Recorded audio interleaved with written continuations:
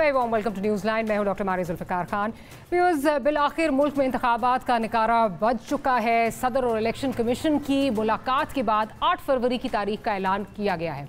लेकिन अहम सवाल ये है कि आम इंतखाबात के इनेकाद के मामले पर मुल्क जिस अमूमी गैर यकीनी का शिकार रहा है, क्या इस तारीख के ऐलान के बाद वो ख़त्म हो जाएगी?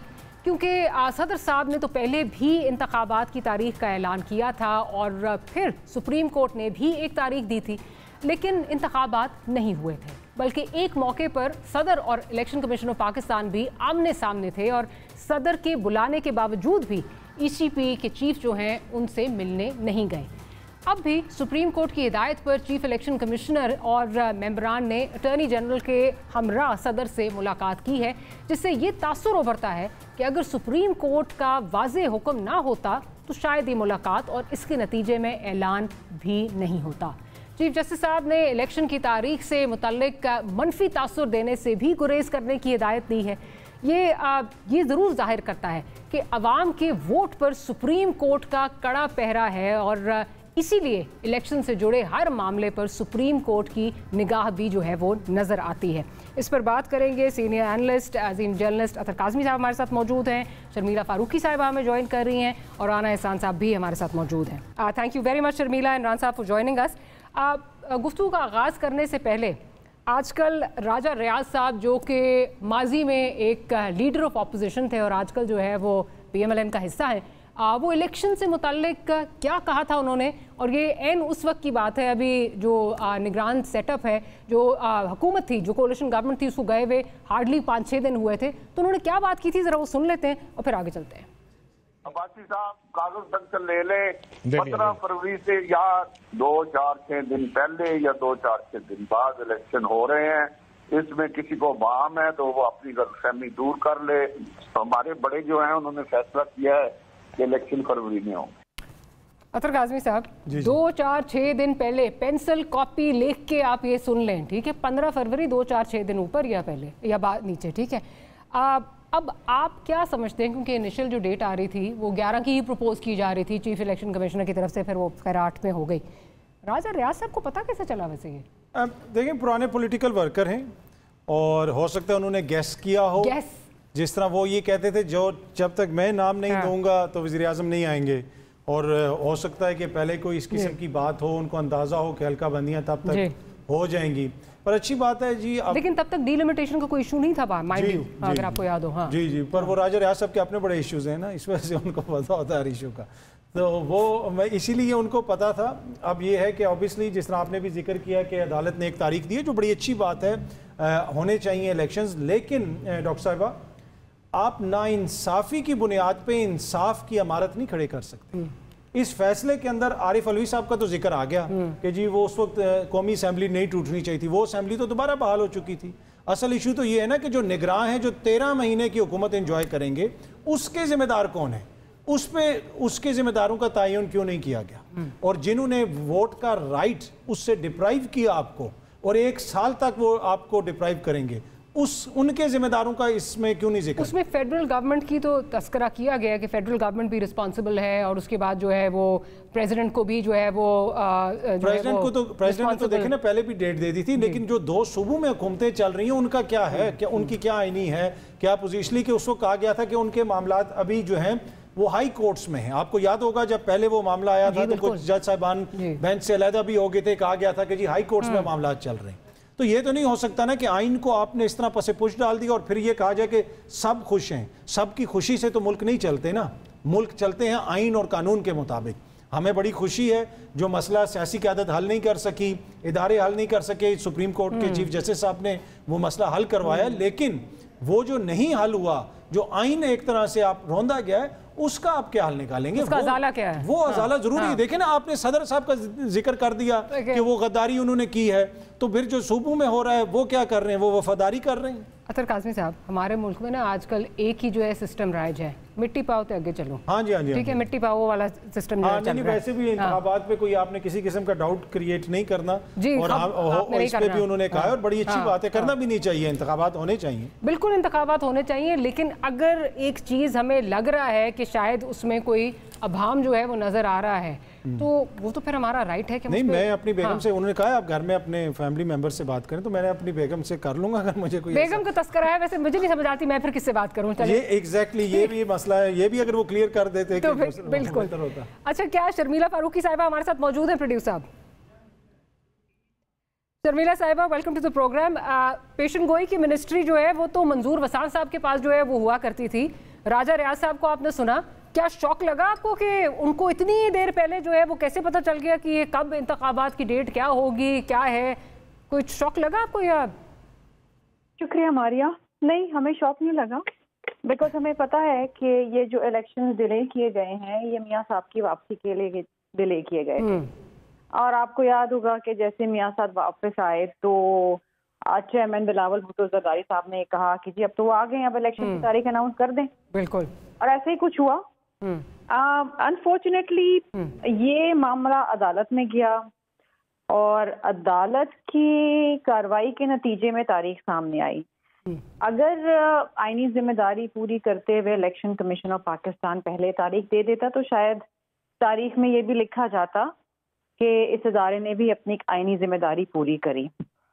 सुप्रीम कोर्ट की डायरेक्शन के ऊपर प्रेसिडेंट से मशावरत हुई, फिर एक तारीख तय हुई। हम तो मांगते रहे, पॉलिटिकल पार्टी बहैसियत peoples party as a big political party, हम तो तारीख मांगते रहे, हम तो हर रोज मांगते थे, लेकिन हमें नहीं दी वो तारीख। कतल कलामी की माफी चाहूंगी, जो प्रपोजल था वो भी अदालत में दिया गया। लेकिन चले साहब, इस पे भी जो है वो ऑनरेबल जजेस ने ये भी कहा कि आप बेशक तारीख जो है टॉक शोज या जलसों की हद तक तो मांगते रहे, लेकिन जिस तरह पीटीआई जो है वो एक फरीक बनी इस केस में, आपने वो उस तरह नहीं, आप तो it seem like you were playing to the gallery कि आपको भी इतना कुछ वो नहीं था। तारीख आप टॉक शोज में जो है जरूर मांग रहे थे। we were absolutely not playing to the galleries because हम बिलीव करते हैं कि हर इदारे की अपनी आईनी जिम्मेदारी वो पूरी करनी चाहिए। हर मामला पीटीआई की तरह हम अदालत में नहीं लेके जाते। ये मामलात आइन के अंदर दर्ज हैं कि किस इदारे ने क्या करना है। हम तो उस इदारे के पास गए, हमारा डेलीगेशन गया और हमने कहा कि जी डीलिमिटेशन के प्रोसेस को भी आप कर्टेल करें, जिसके नतीजे में आपको याद होगा पहले तो 14 दिसंबर की तारीख थी, फिर वो 30 नवंबर हुई और हम हर रोज मांगते रहे। हमारे बेशुमार खतूत भी इलेक्शन कमीशन के पास हैं। हम उसी इदारे से राब्ता कर रहे थे जो इदारा मजाज था तारीख देने का। एंड आई फील कि यू नो हर चीज के लिए अगर आप अदालत चले जाएंगे, अदालत को भी पोलिटिसाइज कर देंगे, अदालत अपना काम छोड़ दे जो लोगों को रिलीफ देना है और मुल्क में इलेक्शन करवाने की तारीख के हवाले से समाअत करती रहे, ये बड़ा अनफॉर्चुनेट सिचुएशन है। मैं आपको बताऊं, it is not a happy situation. ये तारीख में लिखा जाएगा कि अब पाकिस्तान के अंदर इलेक्शन की तारीखें भी अदालत की कार्रवाई के नतीजे में होगी, यूं इदारे नहीं देंगे। तो ये कोई खुशाइन बात नहीं है जमहूरियत के लिए। बिल्कुल खुशाइन बात नहीं है, लेकिन अनफॉर्चुनेटली इस मुल्क में जहाँ चीज़ें चलती हैं, कल्मिनेशन पॉइंट जो है वो कोर्ट्स ही जो है वो रह जाती हैं। अल्टीमेटली आपकी हर एक की नज़र जो है वो कोर्ट्स पे ही रहती है कि शायद वहाँ से कोई फैसला आए या वहाँ से कोई जो है वो डायरेक्शन आए। राजा साहब, आपकी तरफ आती हूँ, आपने राजा रियाज साहब की बात सुनी, आप क्या कहेंगे? इन्फॉर्मेशन थी उनकी, पॉलिटिकल तज्जिया था उनका, या फिर जिस तरह आम अल्फाज में आपके जो पॉलिटिकल ओपोनेंट्स हैं वो कह रहे हैं जी मैच फिक्स था?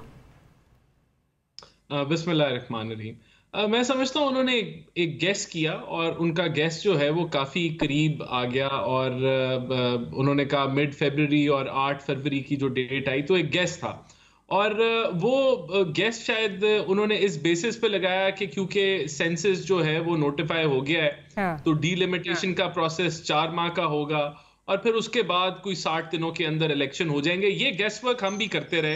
राजा, you being too kind to him. Is it because आपके नेबर हैं, एक ही शहर से आप हैं, you being too kind to your neighbor? मतलब ये आप जो उनको बेनिफिट ऑफ डाउट दे रहे हैं?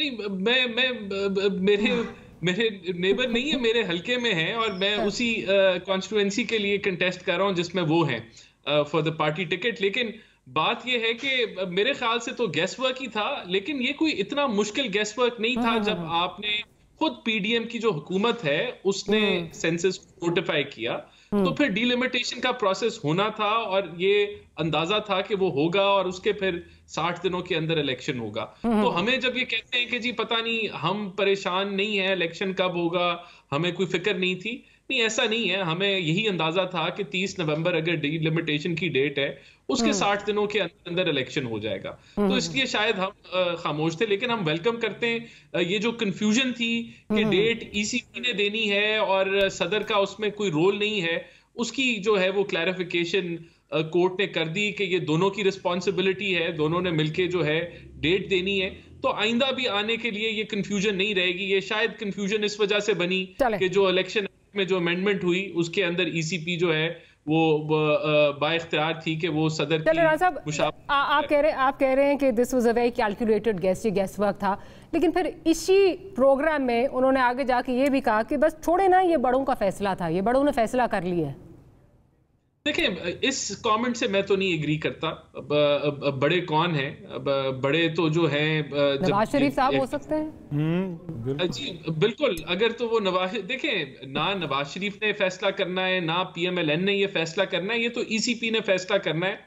और इसके अंदर कोई इंटरवेंशन नहीं होनी चाहिए, क्योंकि हम जमहूरियत को प्रमोट करते हैं, सिविलियन सुपरमेसी की बात करते हैं। तो हम तो जिस तरफ आप हिंट कर रही हैं, मैं नहीं समझता कि कोई ऐसी कोई बात होनी चाहिए। और अगर कोई है, मेरी नॉलेज में नहीं है और गलत होगी, तो मैं नहीं समझता ऐसी कोई बात है। ईसीपी ने अब डेट अनाउंस की मुशावरत के साथ, प्रेसिडेंट के साथ। अगर मेरे ख्याल से सुप्रीम कोर्ट इंटरवीन ना भी करती, तो ये जो डीलिमिटेशन का जो प्रोसेस है जो कि 30 नवंबर तक का है, उसके फौरन बाद इलेक्शन की डेट अनाउंस होनी थी। लेकिन अच्छा हुआ पहले हो गई। ईसीपी भी अगर पहले कर देती वो भी बेहतर होता। अच्छा अतर साहब, ये बड़े जो हैं, ये नवाज शरीफ साहब, सिकंदर सुल्तान राजा साहब, या नवाज शरीफ साहब और जरदारी साहब, ये बड़े ये बड़े हैं, यही बड़े ने जी, यही फैसले करते हैं। राजा साहब किसको मिलने गए थे लंदन में? नवाज शरीफ साहब को गए थे ना। देखें, एक तरफ तो ये बड़े हमें ये बताते हैं कि ये नौजवानों का मुल्क है, हमने नौजवानों को उम्मीद देनी है। राना एहसान अफजल साहब से मैं इधर आपको खुल के बता रहा हूँ, कोई मेरा उस तरह ज़ाती ना, मैं कभी उनसे ज़िंदगी में मिला भी नहीं हूँ। राना साहब यहाँ पे बैठे हुए, पर क्या ये बड़े क्या बता रहे हैं कि ये नौजवानों को उम्मीद दे रहे हैं कि राजा रियाज को उस हल्के से टिकट देंगे जहाँ पे राना एहसान जैसा आर्टिकुलेट बंदा बैठा हुआ है, जो रोज़ टीवी पे भी आके डिफेंड करता है, जो पढ़ा लिखा भी है, जो नौजवान भी है, लेकिन उस जमात में इनके लिए नहीं। मैं अभी आपको बता रहा हूँ, वो प्रेफर करेंगे कि वो राजा रियाज को टिकट दे दें।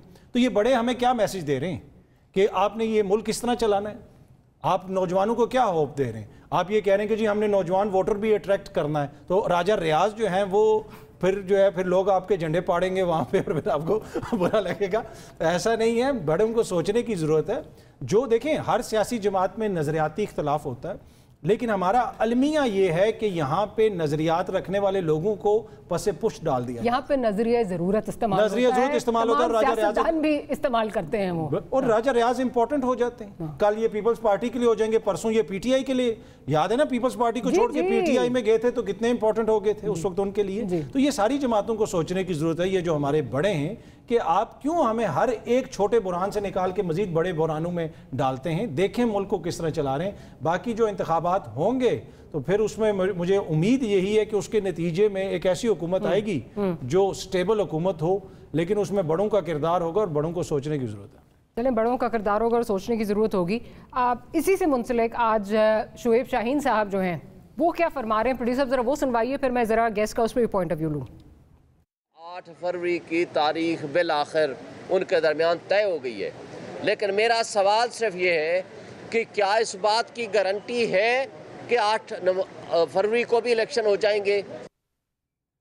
अच्छा शर्मिला साहिबा, ये क्या अभाम अभी भी आपको लगता है कि मौजूद है कि जी ये डेट तो आ गई है, लेकिन क्योंकि अभी ये इसको जोड़ा जा रहा है कि नवाज शरीफ साहब के केसेस जो है मंतकी अंजाम तक नहीं पहुंचे और आपकी लीडर ही इस तरफ जो है वो इशारा करते रहें, मतलब ये अभी भी अभाम है या आपकी पार्टी आप में ये सोच है कि शायद कुछ आगे पीछे जो है वो हो सकते हैं subject to Nawaz Sharif cases?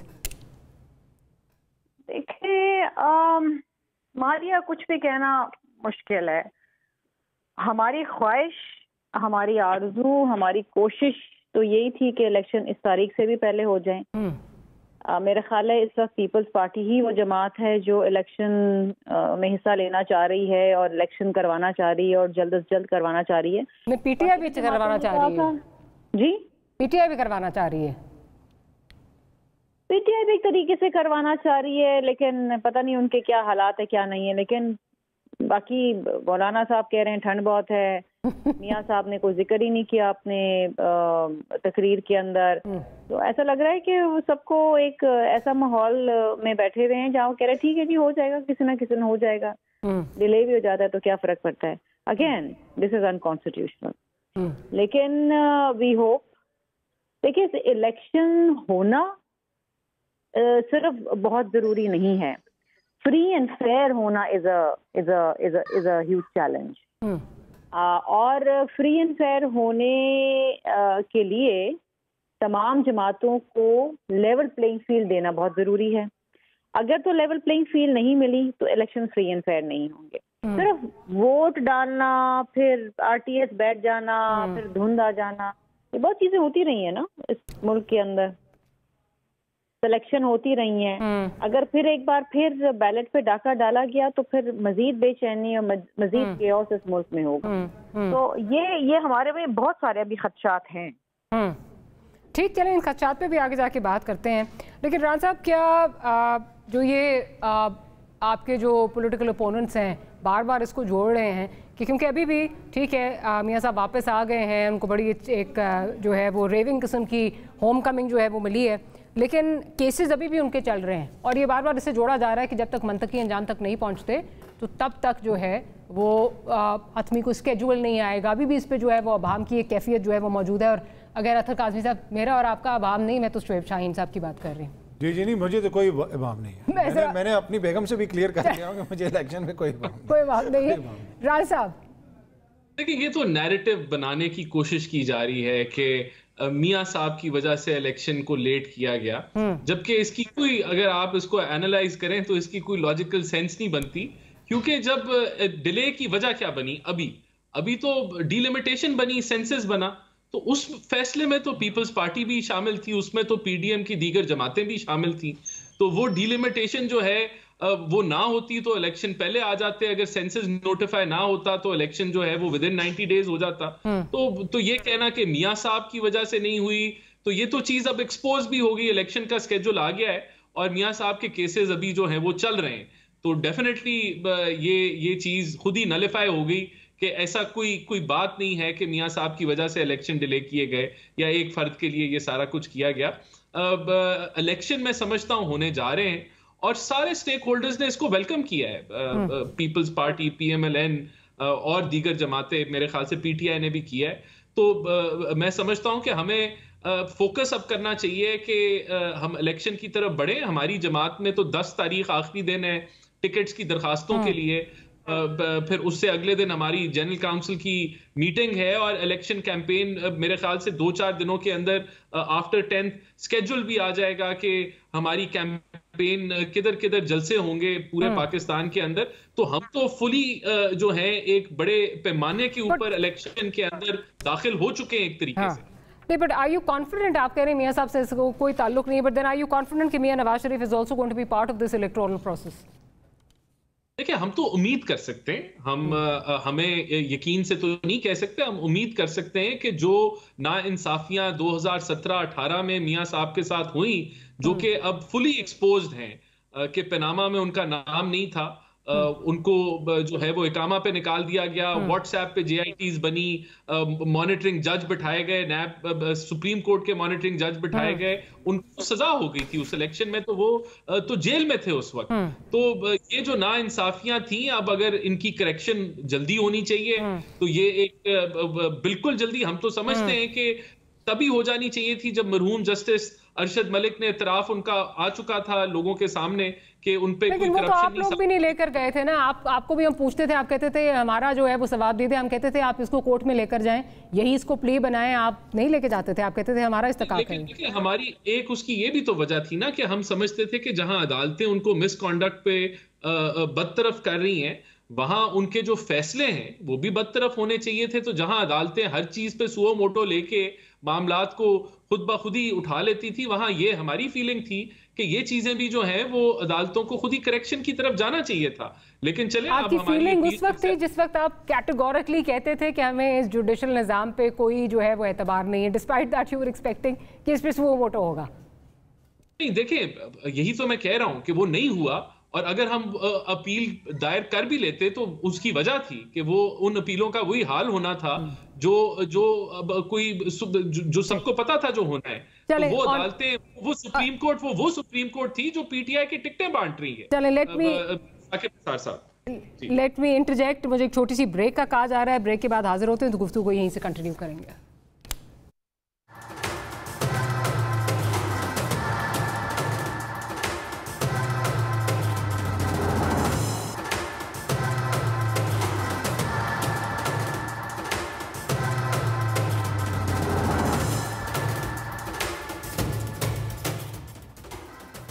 Welcome back after the break. Atar Kazmi Sahab, एक लफ्ज़ आजकल जो बहुत ज़्यादा, एक टर्म बड़ी जो इस्तेमाल हो रही है, एंड राइटफुली सो, वो लेवल प्लेइंग फील्ड है।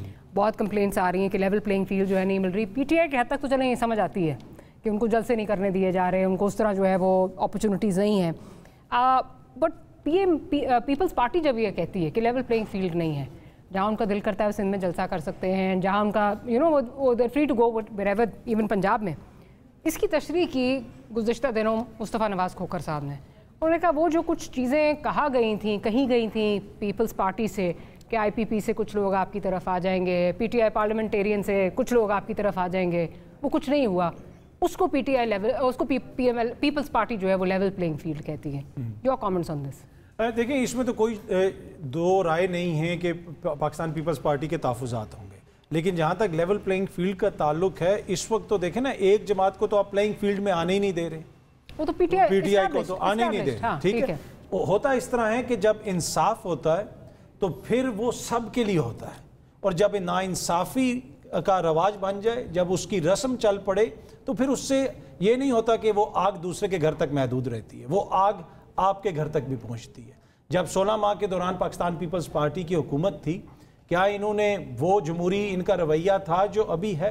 सैडली उनकी जमहूरी क्रेडेंशियल्स पे मुझे कोई शक नहीं है, लेकिन दो सूबों में जब इंतखाबात होने की बात आई तो क्या उन्होंने इसी तरह फोर्सफुल किस्म का बयानिया लिया था कि इंतखाबात होने चाहिए?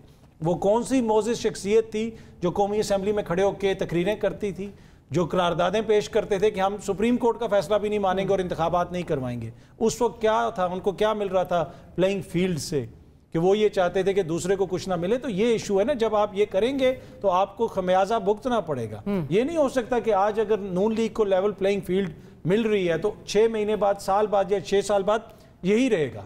जब आइन और कानून के मुताबिक चीज़ें नहीं होती तो फिर बहुत मसाइल होते हैं। बाकी जो बात यह है कि जो निगरान हुकूमत है पंजाब की, उसके हवाले से ये तासुर है कि वो प्रो PMLN है। ये पीपल्स पार्टी वाले भी कहते हैं, नून लीग वाले भी कहते हैं, और वो ये कहते हैं कि इंतज़ामी एतबार से हमें मसाइल हो रहे हैं। इनकी जितनी भी लीडरशिप है वो कहते हैं हम किसी भी महकमे में जाते हैं हमें कोई पूछता नहीं है, वहाँ पे हमें नून लीग के वर्कर्स नज़र आते हैं, तरक्याती स्कीमें भी चल रही हैं, और सिंध के अंदर हालत यह है कि सारी तरक्याती स्कीमें रोक दी गई हैं और वहाँ पे जो किया जा रहा है वो मुनासिब नहीं है। तो ये इशू है, अपने अपने मफादात की बात है। अगर ये लेवल प्लेइंग फील्ड आप पाकिस्तान की आवाम के लिए मांगते तो यकीन कीजिए हर कोई इस प्लेइंग फील्ड के अंदर होता। यहाँ पे इशू ये है कि लीडरशिप और जमातें अपने लिए लेवल प्लेइंग फील्ड मांगती हैं, जमात उनके लिए, आवाम के लिए नहीं मांगती। 2018 में हर किसी को पता था कि खान साहब बड़े फेवरेट हैं, वो आ रहे हैं, हर कोई बात करता था। अब हर कोई कह रहा है मियाँ साहब आ रहे हैं। देखें, जिस दिन इस मुल्क में अवाम फेवरेट होंगे और ये बात होगी कि वो आएगा जो अवाम का फेवरेट होगा, उस दिन ना पीपल्स पार्टी को मसला होगा, ना PTI को, ना नून लीग वालों को। लेकिन जब तक वो नहीं होगा तो ये मसाइल चलते रहेंगे। चलें, लेट्स होप कि वो टाइम भी, वो वक्त भी हम देखें। जी जी जी, हम देखेंगे इंशाल्लाह। शर्मिला फारूकी साहिबा, जो मुस्तफ़ा साहब की बात हो रही है, जो लेवल प्लेइंग फील्ड की तशरीह उन्होंने की है, क्या कहेंगी उस बारे में? ये तशरीह मुझे समझ नहीं आई। मियाँ साहब को लेवल प्लेइंग फील्ड नहीं मिल रही, मियाँ साहब को एक स्टेट प्रोटोकॉल दिया जा रहा है।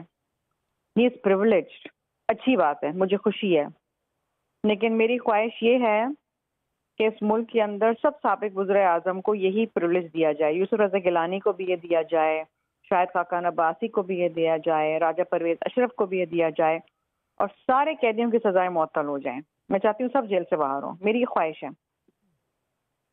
देखिए, इलेक्शन फ्री एंड फेयर होना, उसका प्री रेक्विजिट है level playing field for all the political parties without fear and favour to anyone. अगर किसी को फेवर मिलेगा और किसी को दबाया जाएगा तो इलेक्शंस मुतनाज़ा हो जाएंगे, ये बात तय है। तो देखिए, आप जब बात करते थे और नारा लगाते थे कि वोट को इज्जत दो, तो फिर प्लीज वोट को इज्जत दें और वोट को इज्जत मिलने दें, लोगों को इज्जत मिलने दें, लोगों की चॉइसेस का एहतराम करें, जाएं मैदान में अपनी किस्मत आजमाएं। लेकिन जब आपको 2018 के सिलेक्शन से एतराज था, तो फिर आपको 2024 के इलेक्शन से भी एतराज होना चाहिए। अगर तो ये प्रेसिडेंट सेट हो गया कि जी हर इलेक्शन में सिलेक्शन ही होगा, तो फिर तो इलेक्शन का क्या फायदा है? पहले फैसला कर लें और वजीर आजम हाउस में बैठा दें। इमरान साहब, अभी से इस इलेक्टोरल प्रोसेस पे जो है वो इतने ज़्यादा जो है वो खदशात का इजहार जो है वो किया जा रहा है। लेवल प्लेइंग फील्ड, सिर्फ मतलब पीपल्स पार्टी तो आपके साथ कोalition में भी शामिल थी, वो भी अब जो है ये बहुत देर से ये बात कर रहे हैं। और इनफैक्ट वो तो कल बिलावल भुट्टो जरदारी साहब ने कहा जी हमें तो कभी लेवल प्लेइंग फील्ड मिला ही नहीं है, हमें कभी भी नहीं मिला। तो इस पूरे फिर एक्सरसाइज का क्या फ़ायदा होगा जब इस पे फिर से एक इतना बड़ा सवालिया निशान जो है वो खड़ा हो चुका है अभी से? देखिए, जो ये सवालिया निशान खड़ा कर रहे हैं उसकी कोई एविडेंस हो, कोई प्रूफ हो, ये तो एक सियासी बयानी है। कौन सा प्रोटोकॉल मियां साहब को मिल गया है जो उनको स्टेट प्रोटोकॉल मिल रहा है? कोई प्रोटोकॉल नहीं मिल रहा। कौन सी डेवलपमेंट पंजाब में हो रही है? ये 10 दफा में एम्बेसडर अगर हाई कमिश्नर आके उनको छोड़ के जाते हैं, सी ऑफ करके जाते हैं, फिर कहते हैं जी बयानिया क्या बनाना है, फिर आते हैं यहाँ पे लैंड करते हैं, technically at that point he was an absconder, आके उनको सलूट पढ़ते हैं। तो ये ऑप्टिक्स तो बहुत ही ज़्यादा। और फिर निगरान हुकूमत, मतलब वो आज तक कभी नहीं हुआ इस तरह। मुझे माजी में इस तरह नहीं याद, कहीं माजी करीब में निगरान हुकूमत जो है सज़ा मुअत्तल कर देती है। तो ये सारी चीज़ें एक तरफ जो है वो इशारा तो कर रही हैं ना कि एक सिस्टम का एक फेवरेट आ रहा है। देखिए, तब जब ये नाइंसाफियां हो रही थी तो तब तो लोग जश्न मना रहे थे, तब तो लोग खुशियां मना रहे थे कि बड़ा अच्छा हो रहा है। तो अगर आज करेक्ट कोर्स के ऊपर अगर एक बंदे के साथ पॉलिटिकल विक्टिमाइजेशन हुई और अब इंसाफ के तकाजे पूरे हो रहे हैं। देखें, अगर एक सीपीओ ने सलूट मार दिया तो ये कहना कि इसका मतलब है कि ये इलेक्शन हमें हाथ में किसी प्लेट में मिल रहा है, तो ऐसा नहीं है। आउट ऑफ रिस्पेक्ट अगर किसी ने कर दिया, इनको भी अगर साबिक किसी सदर को या साबिक वजीर आजम को या खान साहब को भी कोई मार दे, सलूट मार दे, तो कोई इतनी ये कोई बड़ी बात नहीं है कि इसकी बेसिस क्यों आप बनाए कि जी पता नहीं क्या होने जा रहा है। देखिए, बात ये लेवल प्लेइंग फील्ड बिल्कुल होना चाहिए, फ्री फेयर ट्रांसपेरेंट इलेक्शन बिल्कुल होना चाहिए। आपके पास ईसीपी का ये फर्ज है कि वो कराए, हम भी इसके ऊपर वोकल है। लेकिन यहां कोई और मामला है, हमारा मुकाबला पीपल्स पार्टी के साथ है। ये पंजाब के अंदर पेनिट्रेट नहीं कर पाए। पंजाब के बगैर जो है वो वफाक में हुकूमत बनाना बड़ा मुश्किल है। ये चैलेंजेस पीपल्स पार्टी फेस कर रही है। जो ये निकाल जो है वो सियासी बयानिए के ऊपर रही है। ये तो जितना ये बात करेंगे ये अपने इलेक्शन को और कमजोर करेंगे। तो मैं समझता हूं कि बगैर प्रूफ के, बगैर ऐसी कोई बात के आप खुद ही पहले से ही हार मान के बैठ जाए तो हमें पता है हम इसको कैसे क्लैरिफाई कर सकते हैं। हम तो खुद इलेक्शन लड़ रहे हैं, हम तो खुद मैदान में हैं और हम इंसाफ का तकाजा की डिमांड करते हैं कि पूरा हो। तो ये काम बिल्कुल इलेक्शन कमीशन का है, केयर टेकर सेटअप का है, अदालतें खुली हैं, जाएं। अगर इनको लगता है कि कोई ज्यादती हो रही है, नॉक करें ये दरवाजे और वहां से हम भी कहेंगे इंसाफ मिलना चाहिए। लेकिन जब कोई बात ही ना हो, अब मिसाल के तौर पे ये कहते थे कि जो प्रिंसिपल सेक्रेटरी हैं वो पीएमएलएन के वो पुराने प्रिंसिपल वो भी चले गए हैं। अब एक प्राइवेटाइजेशन का वजीर है। अब प्राइवेटाइजेशन का वजीर जो है वो क्या करेगा इलेक्शन के अंदर, या अगर कोई एडवाइजरी रोल में बैठा है वो क्या करेगा? तो वो भी हमारी तरफ से वो काबीना का हिस्सा बने ना बने हमें कोई फर्क नहीं पड़ता। तो ये सारी चीजें, इसको लिंक जबरदस्ती आप हमारे साथ करें कि जी इलेक्शन हमारी वजह से डिले हो गया, खुद आप सेंसस को नोटिफाई करें, तो मैं नहीं समझता कि अवाम इन चीजों को मानेगी और इसके ऊपर वो मैं जरा ब्रेक का क्योंकि कहा जा रहा है, लेकिन अथर काजिम साहब से क्विकली जरा उनका पॉइंट ऑफ व्यू ले लूँ। अवाम की बात बहुत ज़्यादा होती है, अवाम इस चीज़ को मानेंगे? अवाम के लिए वो जो सलूट है क्या वो आउट ऑफ द ऑर्डिनरी है? अवाम के लिए हाई कमिश्नर का विजिट क्या वो आउट ऑफ द ऑर्डिनरी है? फिर गुज़िश्ता दिनों जो है वो स्पेशल ब्रांच का मरासला आया जिसमें कहा गया कि जी शहबाज शरीफ साहब को तो चलें ठीक है, मरीम नवाज़ साहिबा के साथ भी जैमर्स वाली गाड़ियाँ जो हैं चलेंगी। क्या अवाम ये समझते हैं कि सब कुछ जो है ये मतलब नॉर्मल चीज़ है? अवाम क्या समझते हैं? बिकॉज ऑब्वियसली ये दो तो पॉलिटिकल पार्टीज हैं, आप एक इंडिपेंडेंट एनालिस्ट हैं। देखिए मसला ये है कि अवाम ये समझते हैं कि हम इस सिस्टम के अंदर स्टेक होल्डर नहीं रहे। यहाँ पे अगर किसी को प्रोटोकॉल मिलना चाहिए तो जिनके पैसों से ये सारी चीज़ें आती हैं उनको मिलना चाहिए। देखिए कोई भी निज़ाम तब तक सस्टेन कर सकता है जब तक उस निज़ाम से आपकी उम्मीद वाबस्ता होती है। आज आप देख लें जो इसराइल बर्बरियत कर रहा है उसके पीछे जितनी भी हुकूमतें खड़ी हुई हैं, जितनी भी हुकूमतें हर अक़वाम मुत्तहिदा की करारदाद की मुखालफत में वोट देती हैं, वो सारी वो ममालिक हैं जो अपने मुल्क में आप अपने शहरी का इतना सा राइट भी इन्फ्रिंज नहीं होने देते, क्योंकि उनको पता है कि वो निज़ाम अदल पे चलेगा। अपने मुल्क में वो ये नहीं होने देते। तो हमें उनसे कुछ सीखने की ज़रूरत है। अगर हम अपने मुल्क में अदल नहीं करेंगे तो ये निज़ाम से जब आपकी उम्मीद ख़त्म हो जाएगी तो लोग तो दिल बर्दाश्ता हो जाएंगे। ये मुल्क के लिए बेहतर नहीं है। मुल्क के लिए बेहतर नहीं है। अनफॉर्चुनेटली मुल्क में एक साइकिल चलता है हर कुछ देर के बाद और वो साइकिल रिपीट होता है। छोटी सी ब्रेक लेते हैं, ब्रेक के बाद हाजिर होते हैं तो गुफ्तगू को यहीं से कंटिन्यू करेंगे।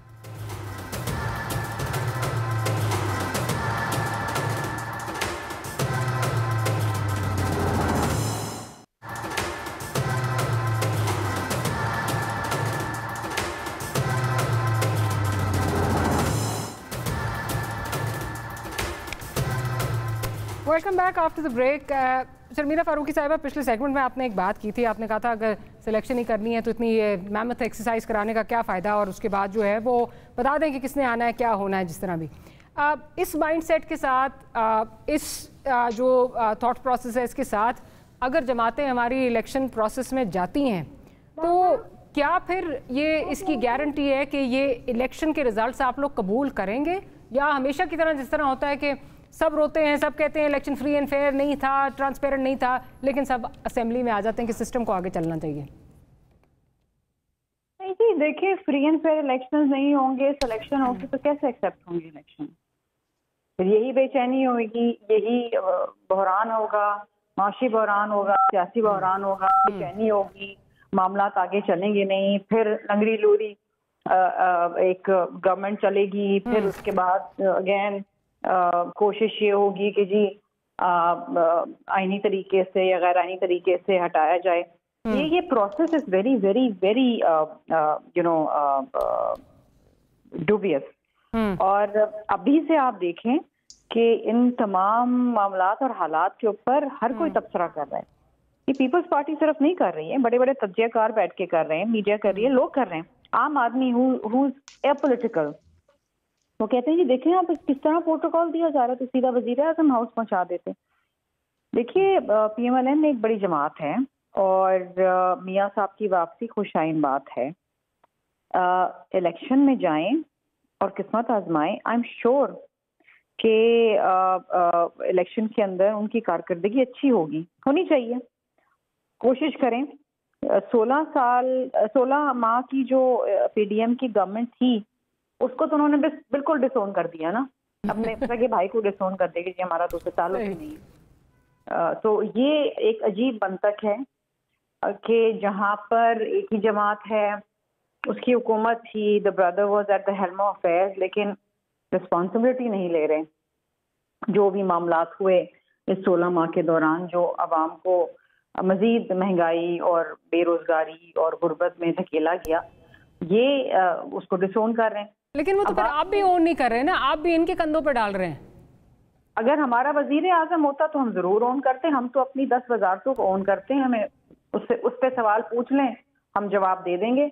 लेकिन प्राइम मिनिस्टर जो डिसीजन लेते थे और जो पूरी काबीना लेती थी और जो बाकी मामला थे जो उनके पॉलिसी डिसीजन थे, देखिए हमें उनसे इख्तिलाफ हो, लेकिन आप तो क्रेडिट लेते थकते नहीं थे कि हमने शहबाज शरीफ को जो है वो वजीर आजम बनाया, वो तो जरदारी साहब के हवाले से। हाँ मारिया, वो तो हकीकत है।